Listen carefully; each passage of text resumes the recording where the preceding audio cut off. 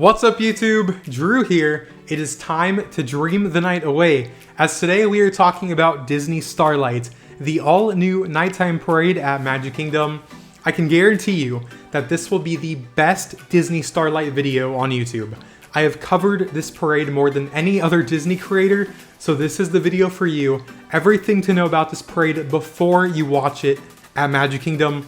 Real quick, I have to mention that I am also on Facebook now, as I'm expanding my content going forward. You can find me on Facebook at Drew the Disney Dude. Unfortunately, there has been a massive site stealing my content from Twitter, taking all of my time, effort, and work and profiting off of it, which pisses me off. So please do me a massive favor, go follow me on Facebook so my own content gets the engagement rather than these frauds stealing my content. And if you want to support me even further, I have just set up a Patreon, patreon.com, Drew the Disney Dude over there as well. I'll be posting a ton of exclusive content going forward as Disney's investments are continuing. We are seeing massive developments worldwide. And if you want to support me, I figured I can post a ton of extra stuff on there that you're not going to see on my other socials. If you can't support me there, no worries at all. Facebook is completely free and everywhere else, including this video. So with that being said, let's talk about Disney Starlight. July is going to be massive at Walt Disney World, and Disney Starlight is just part of that. July 6th is the final day to experience Tom Sawyer Island, the Rivers of America, and the Liberty Bell Riverboat at Magic Kingdom, permanently closed as of July 7th, as we are seeing a massive transformation of that area with Piston Peak National Park, the Cars area, and Villains Land. Villains Land does have an official name, but that has not been revealed yet. Also at Epcot, July 22nd, the official opening of Test Track 3.0. But today we're talking about Starlight. This is my most anticipated offering this year for Walt Disney World. So let's dive into those details right now. The first official performances for Disney Starlight will be on July 20th. We know that this parade is going to feature over 30 Disney and Pixar characters, some of which are appearing in a major Disney nighttime parade for the first time ever, which I am super excited to see. But Disney has revealed the order that the characters will appear in the parade. So starting off with the Blue Fairy, we know that the Blue Fairy is starting off this parade because her magic is what's illuminating all of these floats and all of the characters' outfits as it makes its way through Magic Kingdom.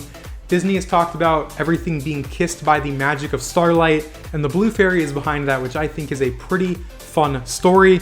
Then we have Peter Pan and Wendy, followed by Asha from Wish with Valentino and Star.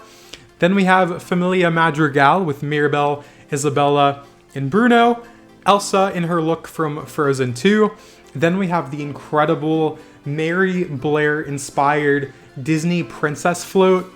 Disney has talked a lot about the inspiration from Disney legend Mary Blair. If you don't know, she's behind some of Disney's most iconic movies and artwork like Cinderella and It's a Small World, and this float is a direct inspiration from all of her work on Cinderella. The couples here that we are going to see are Aurora and Prince Philip, Princess Tiana and Prince Naveen, Belle and the Beast, Cinderella and Prince Charming, and there's going to be dancers around this float as well to really bring life to this parade. And while Disney has not talked about this officially yet, I can confirm myself that there's going to be more performers around some of the floats in the parade in addition to this fairy tale princess unit. As of now, I know for a fact we are seeing performers around the Encanto float and the Moana float. If there's more, that will be a surprise to me. But a little bit of exclusive info for all of you. There are more additional bonus performers than just this fairy tale unit. Followed by them, we have Miguel and Pepita. They are arriving with sounds of mariachi music. This float is what I'm most excited for, just with the colors of this float at nighttime. I think it's going to be a jaw-dropping, emotional moment for sure. Then followed by Moana. That float just looks so grand. And last but not least, we have the grand finale float. The front of this float, the train is a direct inspiration from the original Main Street Electrical Parade. Goofy drives the train in the Electrical Parade. We are seeing Goofy drive the train here, so just a beautiful nod. I would go as far as saying this is the most beautiful parade float ever created, with original costumes for Goofy, Pluto, Donald, Daisy, and Mickey and Minnie. Just looks absolutely incredible. Also with appearances by Snow White and Dopey, Rapunzel and Flynn Rider, and Aladdin and Jasmine.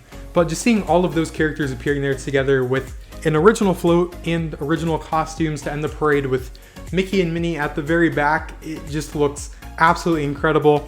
So that's the official order of all of the characters appearing in Disney Starlight, but that's just the tip of the iceberg of what we are going to be experiencing with this parade once it debuts.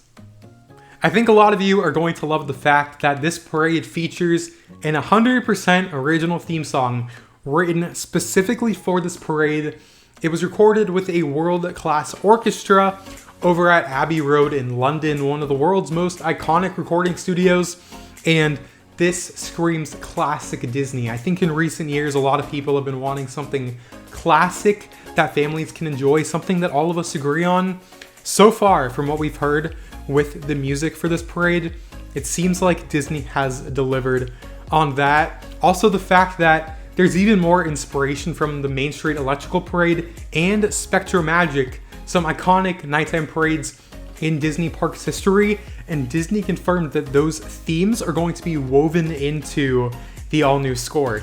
So you have this incredible new music, also with those Easter eggs and nods to Disney's past, and something for the die-hard fans to enjoy, while the general family is just going to love what they are seeing and hearing, so I absolutely love to hear that. Rehearsals have been underway for a while now, and we know that Cindy Wilson is behind all of the choreography we are going to see in this parade. Cindy took inspiration from all of the films represented and a unique mix of dance styles. So the fact that the choreography is representing what we are seeing, I think is awesome and kind of lines up with her expertise in the choreography field, with the fact that she's been with Disney for over 30 years. So when you take all of these classic stories mixed with classic music and then choreography inspired by the parade's films itself, this seems like it's going to be a massive win. All very encouraging things so far. And the best news that we got from Walt Disney World recently is that Disney Starlight will be performed twice on the nights that it's offered. Notice I said on the nights it's offered, so stick with me here. There's a lot of valuable information I'm going to talk about that no one else has been talking about yet. First off, that once this parade debuts on July 20th, those two performances on the nights it's offered, how they're balanced, if that makes sense. You have the first performance of Starlight at 9 p.m., then you have Happily Ever After, the fireworks at 10 p.m., and the second parade at 11 p.m. So if you are a mom or a dad and you want to see this parade with your kids, I would highly suggest that 9 p.m. showtime, just with the fact that it gets late at 11 o'clock. Though if your kids are okay with staying out late, the good thing about the 11 p.m. showing is that by that point, a lot of families have left the park. Most people are going to see this 9 p.m. parade, see the fireworks at 10, and then they're out. So there are some benefits of seeing this parade at 11 p.m. Also, the fact that the park is going to be staying open until 11 p.m., which is awesome. We've seen a lot of 9 and 10 p.m. closures lately at the park. So this parade keeping Magic Kingdom open later is a massive win, just in addition to the fact that it's being performed twice, in addition to Happily Ever After, which people love Happily Ever After. Now, circling back to what I said about on the nights it's offered, I say that because starting in mid-August, Mickey's Not So Scary Halloween Party is going to drastically cut down the performances for Disney Starlight as we get closer to Halloween. And then following Halloween, we have Mickey's Very Merry Christmas Party.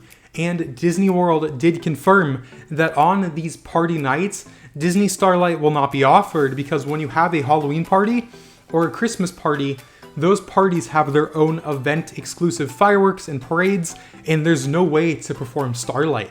So that is something that is super, super important if you are planning a trip to Walt Disney World through August 15th or after. Make sure you are visiting Magic Kingdom on a non-party night, because those are the only nights when Disney Starlight will be performed, and everyone who's on vacation is going to want to see this parade. Those nights are going to be very, very busy through the end of 2025. Also, very noteworthy thing here, that the parade is going to start on Main Street and end in Frontierland, which is reverse of what we've seen before. Typically, the parades start in Frontierland next to Tiana's Bayou Adventure and then end at Main Street next to the Firehouse. But for this parade, Disney says for guest flow reasons, it's starting at the Firehouse, ending near Tiana's Bayou Adventure. So if you want to grab a spot on Main Street, see this parade as quickly as possible, and then go to your bus. I think that's what Disney is aiming for here. Get everyone on Main Street out of the park who's leaving after the parade passes by, so that by the time it gets to Frontierland, you don't have massive traffic problems on Main Street with everyone getting to the buses, the ferries, the monorails. The demand is going to be very, very high. So keep in mind that if you want to see this parade when it first kicks off, it's starting on Main Street. And if you're a Walt Disney World annual pass holder, also very important to know that you're going to need a park reservation to Magic Kingdom all 7 days of the week because they're expecting such big demand for this parade. As of right now and leading up to July 20th, you only need a reservation for Magic Kingdom on Saturday and Sunday. From Monday through Friday, you can just walk into the park after 2 p.m., which is something that I love doing. But yeah, once this parade debuts, you're going to need a reservation every day of the week. The good thing is that park hopping is still going to be offered. So if there's no park reservations for Magic Kingdom and you want to see Starlight, but let's say, for example, there's a park reservation for Epcot, well, all you have to do is scan into Epcot, and then you can park hop to Magic Kingdom if park hopping has not reached capacity for the day. But the good news is that it shouldn't. It rarely ever has. I think it's maybe happened twice in the history of park hopping post-COVID. So pass holders, keep in mind you need that reservation starting on July 20th. And I think the only things that I have to mention that I haven't mentioned yet is that there's going to be merchandise for this parade. We have t-shirts, a towel, a bubble wand, pins, all of the goodies. That's all we know so far. But this bubble wand is actually going to interact with the parade as it travels through Magic Kingdom, which I think is pretty cool. My hope is that the bubble wand's colors are going to correspond to the colors of the floats. So let's say for Encanto, it turns pink, and then with Coco, it turns orange. I think that'd be pretty cool. But for all the parents out there, if you want a fun item to keep your kids distracted while the parade's going on, this bubble wand will be the perfect thing for you. And the fact that at the Main Street Confectionery, there's going to be a special Disney Starlight popcorn mix. I actually got to try this popcorn back at our media event at the end of May, and it was very sweet, but it was very good. I think Disney knew what they were doing letting us preview this popcorn, because I know that I'm going to want to go to the confectionery and buy it once the parade debuts on July 20th. The merchandise will be available through mobile order at the locations it's offered, and at the confectionery, you can order the food on the app as well. So that is everything that we know so far for Disney Starlight. I think I covered everything.